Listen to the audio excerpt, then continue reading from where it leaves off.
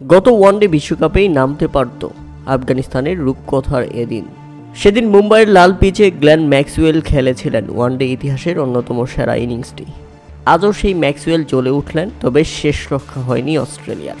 41 বলে 59 করে Glenn Maxwell out হলেই অস্ট্রেলিয়াকে জয়ের কক্ষপথ থেকে টেনে বের করে আফগানিস্তান এবং শেষ পর্যন্ত অস্ট্রেলিয়াকে গুড়িয়ে দিয়ে বিশ্বকাপের রূপকথার আফগান লিখল ইতিহাস। 3 ফর্মেট মিলিয়ে মাইটি অজিদের বিপক্ষে প্রথম জয় তুলে নিল আফগানিস্তান, তাও আবার টি-20 বিশ্বকাপের মতো বড় মঞ্চে। আর এই একটি মাত্র জয় সব সমীকরণ বদলে দিয়েছে সুপার 8-এর গ্রুপ 1-এর। 4 পয়েন্ট থাকলেও এখনও সেমিফাইনাল নিশ্চিত হয়নি ভারতের।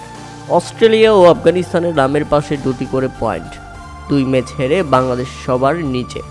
এখন অনেকের মনে প্রশ্ন থাকতে পারে, বাংলাদেশের কি এখনও সেমিফাইনালের আশা বেঁচে আসে? হ্যাঁ দর্শক, বেঁচে আছে। তবে সেক্ষেত্রে প্রথমে যদি বলতে হয়, অস্ট্রেলিয়াকে হারাতে পারলে গ্রুপ চ্যাম্পিয়ন হয়েই সেমিতে যাবে ভারত। সেক্ষেত্রে আফগানিস্তান তো বটেই, বাংলাদেশেরও সেমিফাইনালে যাওয়ার সুযোগ তৈরি হবে।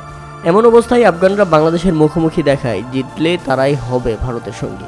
আবার বাংলাদেশ জিততে পারলে অস্ট্রেলিয়া ও আফগানদের সঙ্গে তাদের পয়েন্ট সমান হবে। তখন হিসাব হবে নেট রান রেটের। নেট রান রেটে নাজমুল হোসেন শান্তর বাহিনী এগিয়ে থাকলে মিলবে সেমিফাইনালের টিকিট। দ্বিতীয়ত, অস্ট্রেলিয়া ভারতের সঙ্গে জিতে গেলে বাংলাদেশের কোনো সম্ভাবনাই থাকবে না। তখন সেমির টিকিটের জন্য লড়াই হবে বাকি 3 দলের মধ্যে। ওই অবস্থায় আফগানিস্তান বাংলাদেশের সঙ্গে জিতলে 3 দলের পয়েন্ট হবে 4। কোন দুটি দল সেমিতে যাবে সেটার সমাধান তখন নেট রান রেট। সেই হিসেবে বাদ পড়তে পারে ভারতও, যদিও এই মুহূর্তে তাদের নেট রান রেট অনেক বেশি। অস্ট্রেলিয়ার ক্ষেত্রে সংখ্যাটা 1-এর অর্ধেকের কম, আফগানিস্তানের ঋণাত্মক, আর বাংলাদেশ তো সবার নিচে।